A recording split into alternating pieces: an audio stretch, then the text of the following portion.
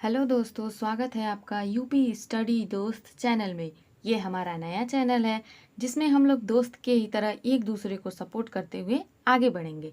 आज के इस वीडियो लेक्चर में हम लोग कक्षा 12 हिंदी के काव्य भाग का चौथा पाठ कैकेयी का अनुताप, ये वाला काव्य हम लोग पढ़ेंगे जो कि मैथिली शरण गुप्त जी द्वारा रचित है।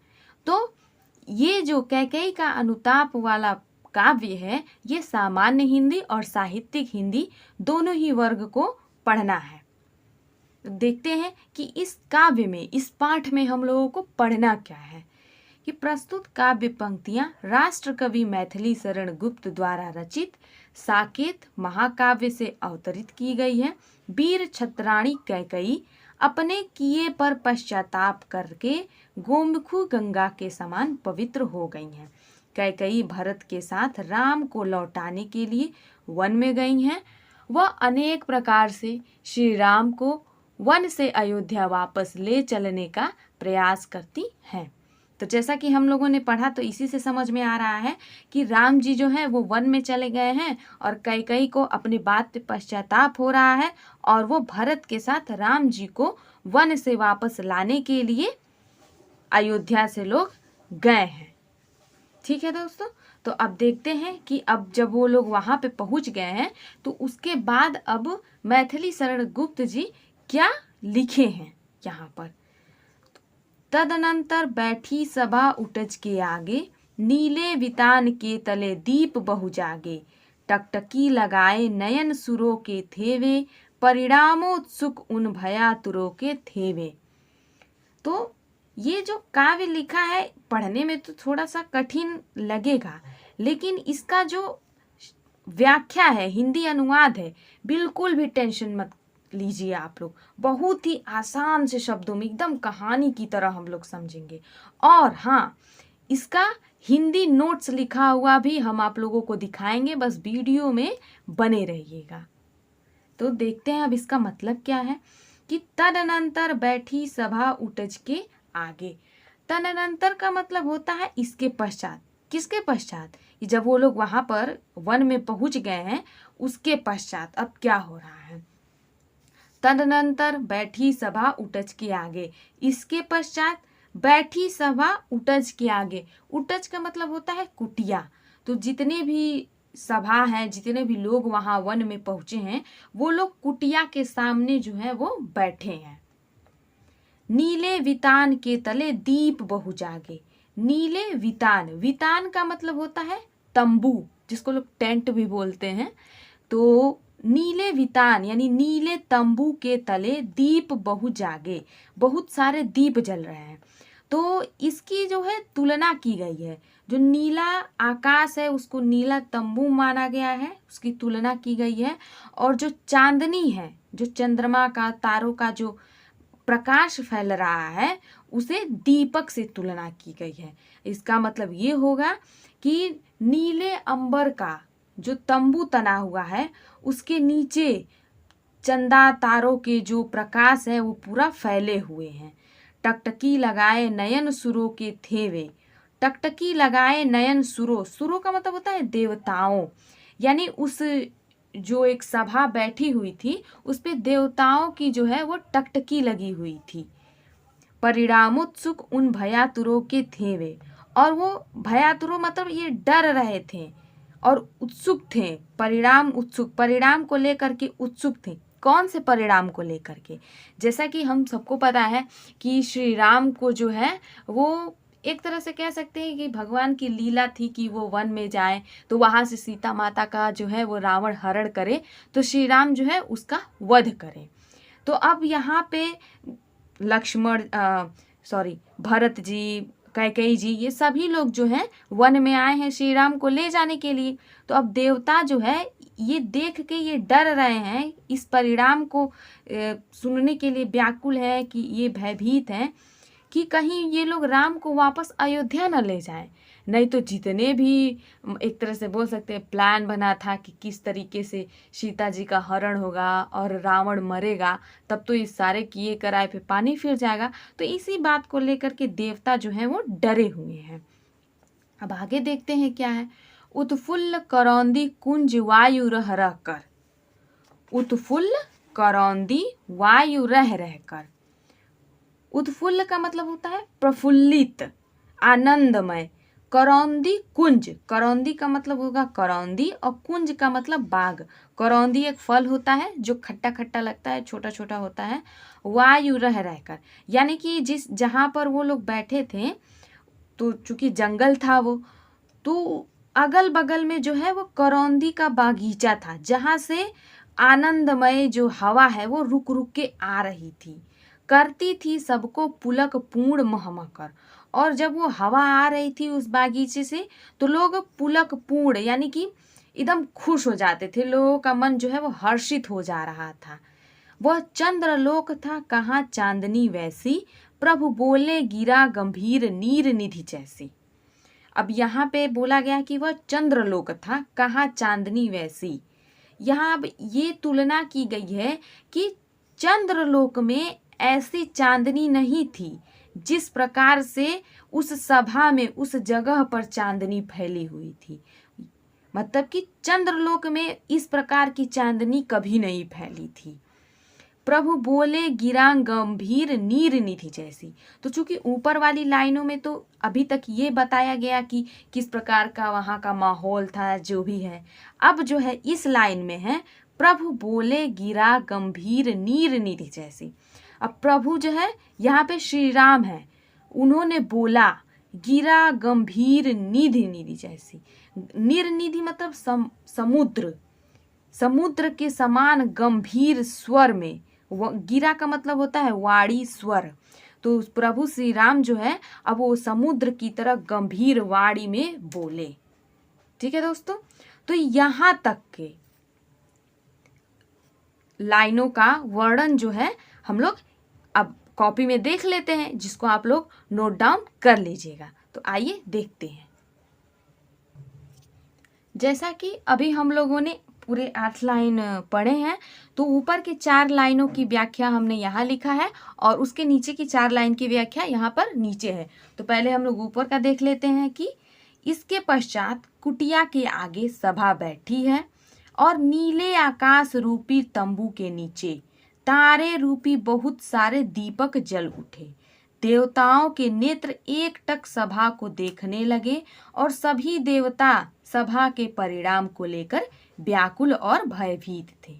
ठीक है दोस्तों, अब इसके बाद की जो 4 लाइनें थी उसका व्याख्या ये है कि फूली हुई करौंदी के बागीचे से हवा रह रह कर आ रही थी और सबको पूर्ण रूप से पुलकित कर रही थी। उस समय वातावरण में ऐसी चांदनी बिखरी हुई थी कि वैसी चांदनी तो चंद्रलोक में भी नहीं थी। तभी समुद्र की तरह गंभीर वाणी में प्रभु श्री राम बोले। अब इसके आगे का हम लोग देखते हैं कि अब इसके बाद प्रभु श्री राम और कैकेयी और भरत जी के बीच में क्या संवाद होता है। हे भरत भद्र अब कहो अभिष्पित अपना, सब सजग हो गए भंग हुआ जो सपना। हे आर्य रहा क्या भरत अभिष्पित अब भी, मिल गया अकंटक राज्य उसे जब तब भी। अब यहाँ पर है कि श्री राम जी हैं वो बोल रहे हैं। जैसे कि ये भी पूछ सकता है कि कौन किससे बातें कर रहा है। ठीक है, तो यहाँ पे अब श्री राम ये बोल रहे हैं कि हे भरत भद्र अब कहो अभीप्सित अपना। अभीप्सित का मतलब होता है इच्छा, आकांक्षा। ठीक है, तो श्री राम ये कह रहे हैं कि हे भरत भद्र यानी हे श्रेष्ठ भाई या हे भरत भद्र, अब कहो, अब आप बताओ अभीष्पित अपना, अपनी इच्छा बताओ कि मतलब आप यहाँ क्या करने आए हो या क्या काम है, जो भी है। तो सब सजग हो गए भंग हुआ जो सपना। तो जैसे ही श्री राम जो है गंभीर आवाज में ये कहते हैं कि हे भरत अब अपनी इच्छा बताओ, तो सब सजग हो गए। तो सभा में जितने भी लोग वहां पे बैठे थे वो सजग हो जाते हैं इस प्रकार की, जैसे कि भंग हुआ जो सपना, की जैसे कि उनका कोई सपना टूट गया हो। जैसे कि सब लोग इधर उधर बातें कर रहे थे, जो भी है, तो जैसे ही श्री राम बोलते हैं तो सब लोग एक तरह से अलर्ट हो जाते हैं कि हाँ अब लगता है कुछ बोल रहे हैं, जो भी है। अब आगे देखेंगे, हे आर्य रहा क्या भरत अभीप्सित अब भी।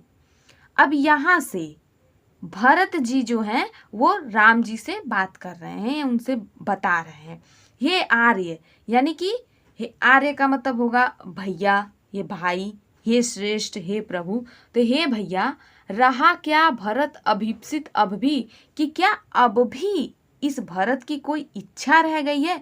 मतलब वो खुद को एक तरह से कोसते हुए भरत जी बोल रहे हैं राम जी से कि क्या अब भी इस भरत की कोई इच्छा है।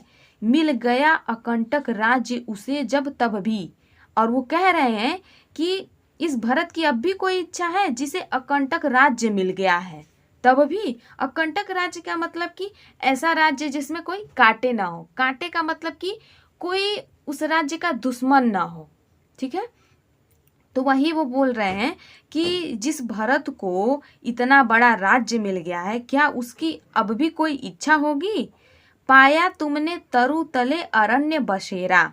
अब वो कह रहे हैं कि आपने तो तरु तले, तरु का मतलब होता है पेड़, तले का मतलब नीचे, पेड़ के नीचे अरण्य बसेरा, यानी आपने तो बसेरा ले लिया है पेड़ के नीचे। रह गया अभिस्पित शेष तदपि क्या मेरा। तो अब भी क्या मेरा कोई इच्छा शेष रह गया है कि मेरे भैया तो अब वन में वनवास ले लिए हैं और मुझे राज्य मिल गया है, इसके बाद भी अब मेरी कोई इच्छा है। तन तड़प तड़प कर तप्त ताप ने त्यागा। और तन तड़प तड़प कर तप्त तात, तात का मतलब है होगा पिताजी, यानी कि यहाँ पे अब भरत जी हैं वो दशरथ की बात कर रहे हैं कि पिताजी ने तो तड़प तड़प कर अपने प्राण को त्याग दिया। क्या रहा अभिस्पित और तथापि अभागा। तो क्या इस अभागे की अब भी कोई इच्छा रह गई है जिसके पिता ने तड़प तड़प कर अपने प्राणों को त्याग दिया। हाँ, इसी आयस के हेतु जनन था मेरा। अब भरत ये कह रहे हैं कि हाँ मतलब हाय, इसी आयस के हेतु जनन था मेरा, कि इसी अपयस के लिए मेरा जन्म हुआ था। अब आयस का मतलब अपयस, अपमान, ये हम बोल सकते हैं कि मतलब इसी अपमान के लिए मेरा जन्म हुआ था। निज जननी ही के हाथ हनन था मेरा। और मैं ऐसा पुत्र हूँ जिसका उसकी माता, उसकी माँ के हाथ से ही हनन हो गया, पतन हो गया, नाश हो गया, ये होगा। अब कौन अभिप्सित और आर्य वह किसका। तो हे आर्य यानी हे भैया, अब आप ही बताइए कि मेरी अब कौन सी इच्छा रहेगी और किसके लिए इच्छा रहेगी। ठीक है दोस्तों, आशा करते हैं आप लोग को अच्छे से समझ में आ रहा हो। अब आगे देखते हैं कि संसार नष्ट है भ्रष्ट हुआ घर जिसका। अब भरत जी ये कह रहे हैं कि भ्रष्ट हुआ घर जिसका, जिसका घर ही भ्रष्ट हो गया है तो उसके लिए पूरा संसार ही समझ लीजिए नष्ट हो गया है। मुझसे मैंने ही आज स्वयं मुंह फेरा, हे आर्य बता दो तुम ही अभीप्सित मेरा। तो कह रहे हैं कि मुझसे मैंने ही आज मुंह मोड़ लिया है। मतलब अब मुझे खुद से ही एक तरह से समझ सकते हैं कि जलन हो रही है, एक तरह से कैसे घिन आ रही है, मैं खुद से ही घृणा कर रहा हूँ। हे आर्य बता दो तुम ही अभीप्सित मेरा। हे भैया, मतलब भरत जी है वो राम से ही ना बातें कर रहे हैं, तो वो कह रहे हैं कि भैया अब आप ही मेरी इच्छा बता दीजिए। पूछ तो रहे हैं आप, अब इतना सब कुछ हो गया है तो अब आप ही बता दीजिए कि मेरी क्या इच्छा भी बाकी है। प्रभु ने भाई को पकड़ हृदय पर खींचा। अब श्री राम की बात यहाँ की जा रही है कि प्रभु यानी श्री राम ने जो है भाई को पकड़ हृदय पर खींचा, यानी कि भरत को खींच करके हृदय अपने गले से, हृदय से लगा लिया।